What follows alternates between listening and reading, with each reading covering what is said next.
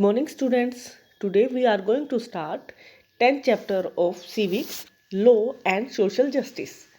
इस लेसन में हम रीड करेंगे सोशल जस्टिस के बारे में, कुछ ऐसे लॉज के बारे में। तो सबसे पहले हम ये देखेंगे कि जो लास्ट ईयर जो 7th क्लास थी उसमें आपने रीड की थी the story of A shirt. तो इसमें हमने रीड किया था कि किस तरह से बायर किया जाता है, बाइंग और सेलिंग जो है take place at every step, हर स्टेप पर खरीदना बेचना चलता है।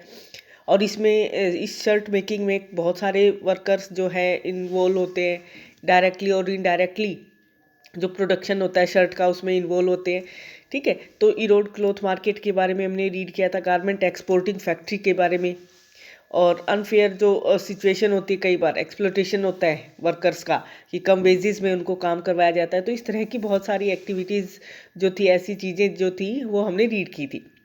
ठीक है, तो कई बार क्या होता है कि वर्क जो एक्सप्लोटेशन है केवल वर्कर का ही नहीं, कंज्यूमर का भी हो सकता है, प्रोड्यूसर का भी हो सकता है। तो इस तरह के एक्सप्लोटेशन से बचाने के लिए गवर्नमेंट कुछ लॉज बनाती है, कुछ कानून बनाती है। ठीक है, और वो उनको प्रॉपर तरीके से मार्केट में इम्प्लीमेंट करना कि कैसे होगा, क्या है इसमें, तो ये सारा इस लेसन में हम रीड करेंगे। यानी कुछ ऐसे लॉज के बारे में, कुछ ऐसे कानून के बारे में, कुछ ऐसे सेफ्टी रूल्स के बारे में, जिससे कि कोई भी वर्कर जो है काम कर रहा है या कंज्यूमर है या प्रोड्यूसर है, उनके किसी भी तरह का कोई भी एक्सप्लॉयटेशन, शोषण ना हो। ठीक है, तो सबसे पहले अब रीड करेंगे इसमें कि किस तरह से जो वर्कर्स हैं वो उनका किस तरह से एक्सप्लॉयटेशन किया जा रहा है। इसमें कि कोई भी एक जैसे कि वर्कर है जो काम करते हैं, कॉन्ट्रैक्टर है, बिजनेस पर्सन है, वो नॉर्मली क्या करते हैं, मेन उनका मोटिव होता है टू अर्न मैक्सिमम प्रॉफिट। ठीक है, और उस प्रॉफिट को अर्न करने के लिए वो क्या करते हैं, कई बार जो उनके जो वर्कर्स हैं उनके जो राइट्स हैं, यानी उनको प्रॉपर वेजेस मिलनी चाहिए, वो नहीं देते, कम कर देते हैं, या कई बार बहुत कम काम करवाते हैं, कम उनको वेजेस देते हैं। ठीक है, तो ये इलीगल है, गलत है। ठीक है, तो कई बार अंडरपेड उनको किया जाता है कि मतलब बहुत कम उनको कीमत दी जाती है, उनकी वैल्यू, उनकी वर्कर्स की, और मैक्सिमम उनसे काम लिया जा रहा है। ठीक है, तो ये क्या है कि कोई भी जो वर्कर है वो कम से कम कीमत में काम ना करे, यानी प्रॉपर उनको मिनिमम वेजेस जो एक्ट है वो बनाया जाए। ठीक है, जिससे कि उसको जितनी भी उसकी वेजेस है, मजदूरी है, वो उसे मिले। और कई बार ये होता है कि जो वेजेस जो होती है वो रिवाइज की जाती है, यानी टाइम टू टाइम उनको इंक्रीज भी किया जाता है। जैसे कि पहले हो सकता है कुछ साल पहले जो वर्कर्स हैं डेली वेजेस पर जो काम करते हैं 200 रुपीज़ था, कुछ समय के बाद 400 है, अब I think 500 rupees per day के हिसाब से उनको दिया जा रहा है। तो कई बार जो एम्प्लॉयर है वो क्या करते हैं कि उनको कम वेजेस में काम करवाते हैं। तो यहाँ पर गवर्नमेंट की ड्यूटी बनती है कि कुछ ऐसे लॉज बनाए, ऐसे रूल बनाए, जिससे कि उनको प्रॉपर तरीके से जो उनका वेजेस जो बनती है वो उन्हें दी जाए। ठीक है, तो इस तरह का है कि जैसे कि वर्कर है, कंज्यूमर है, प्रोड्यूसर है, ये सब एक दूसरे से जुड़े हुए हैं, और किसी भी तरह से किसी का भी कोई भी एक्सप्लॉयटेशन ना हो, तो ये गवर्नमेंट की ड्यूटी बनती है उनको इंश्योर करने की। ठीक है, उसके बाद आपका आता है एक चार्ट दिया हुआ इसमें, इसमें आपके कुछ ड्यूटी लॉ बनाए हुए हैं, और why is it necessary and whose interest does the law protect. कि पहला लॉ क्या है, टेबल 1 जो दी हुई है उसमें minimum wages act specifies the wages should not be below a specified minimum. कि मिनिमम वेजेस एक्ट जो बनाया गया है कि न्यूनतम वेतन जो वेजेस है, मजदूरी है, एक्ट बना दिया गया, इससे कम आप किसी भी मजदूर को, वर्कर को नहीं देंगे। और ये क्यों ज़रूरी है, many workers are denied fair wages by their employers. कि क्यों ज़रूरी है, क्योंकि बहुत सारे ऐसे एम्प्लॉयर हैं जो अपने वर्कर्स को बहुत कम जो वेजेस है वो देते हैं। ठीक है, उनसे ज़्यादा काम करवाते, और वर्कर्स के पास इतनी पावर भी नहीं होती कि वो बार्गेनिंग करे कि नहीं हम इतने में करेंगे, क्योंकि अनएम्प्लॉयमेंट बहुत ज़्यादा है। ठीक है, अब किसका इंटरेस्ट, यानी किसको फ़ायदा हुआ इस लॉ से, this law is mean to protect the interest of all workers. जितने भी वर्कर्स हैं, डेली बेसिस पर काम करते हैं, या उनको खास तौर से लेबरर है, कंस्ट्रक्शन वर्कर्स जो हैं, फैक्ट्री वर्कर्स हैं, या डोमेस्टिक वर्कर्स, कि उनको इतने से कम कीमत में आप काम नहीं करवाएंगे। तो इस तरह की ये जो टेबल दी गई है इसमें लॉज दिए गए हैं, ठीक है।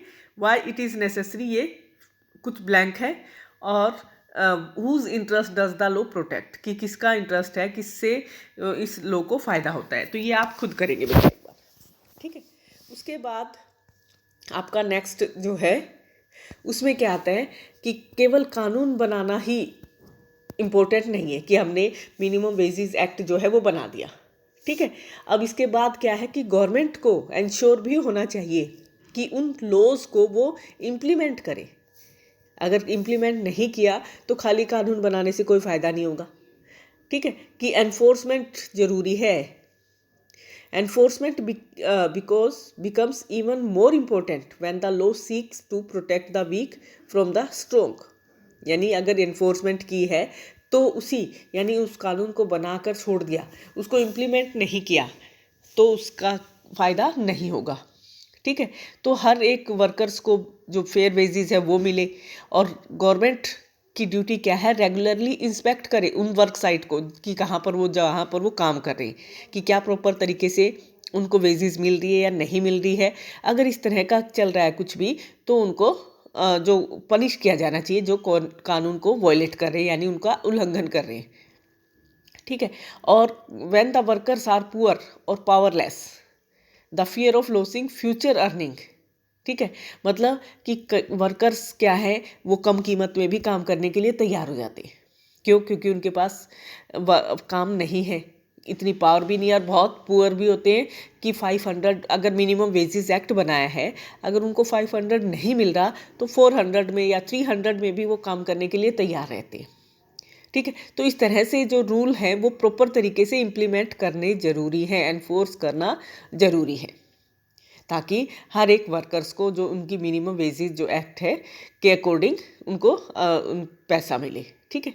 उसके बाद अब ये भी आता है कि कुछ प्राइवेट कंपनीज जो हैं, गवर्नमेंट उनको कंट्रोल नहीं करती है, उनके किस तरह से कि वो सोशल जस्टिस कर सके, कि कुछ ऐसे फंडामेंटल राइट्स जो कॉन्स्टिट्यूशन ने दिए हैं, गारंटीज़ दिए हैं हर एक इंसान को, कि वो किसी भी तरह से राइट टू एक्सप्लॉयटेशन जो है, right against exploitation, fundamental rights के अकॉर्डिंग, कॉन्स्टिट्यूशन के अकॉर्डिंग उनको दिया गया है कि कोई भी किसी का भी एक्सप्लॉयटेशन नहीं करेगा, कोई उसको फोर्स नहीं कर सकता। और ख़ास तौर से बिलो एवरेज जो 14 ईयर्स के बच्चे हैं, उनको आप किसी भी फैक्ट्री में या माइंस में काम नहीं करवा सकते, ये भी एक रूल बना हुआ है, ठीक है। No child below the age of 14 years. तो ये चाइल्ड लेबर प्रिवेंशन एक्ट जो है 1986 में बनाया गया था। इसमें अमेंडमेंट भी की जाती है, कोई भी कानून है उसमें अमेंडमेंट भी होती है कि किस तरह से उसको इम्प्लीमेंट करना चाहिए, या उसमें कुछ टाइम के अकॉर्डिंग हम उसमें क्या चेंजेस कर सकते हैं, क्या नई चीज़ें उसमें डाल सकते हैं, ठीक है। तो इसमें 2006 में भी इसमें अमेंडमेंट की गई थी इस रूल में, लॉ में। तो ये आपका लेसन, इसमें हमने कुछ आज के ये टॉपिक रीड किए हैं कि किस तरह से मिनिमम वेजेस एक्ट बनाया गया है, और राइट अगेंस्ट एक्सप्लॉयटेशन, कि किसी का कोई भी पर्सन किसी के एक्सप्लॉयट नहीं कर सकता, अगर वो उनके अंडर में काम करें तो उनको मिनिमम वेजेस एक्ट मिलना चाहिए, और किसी भी तरह से कोई भी शोषण नहीं होना चाहिए। ये आज के टॉपिक हमने रीड किए। Next topic we will discuss in next video. Thank you.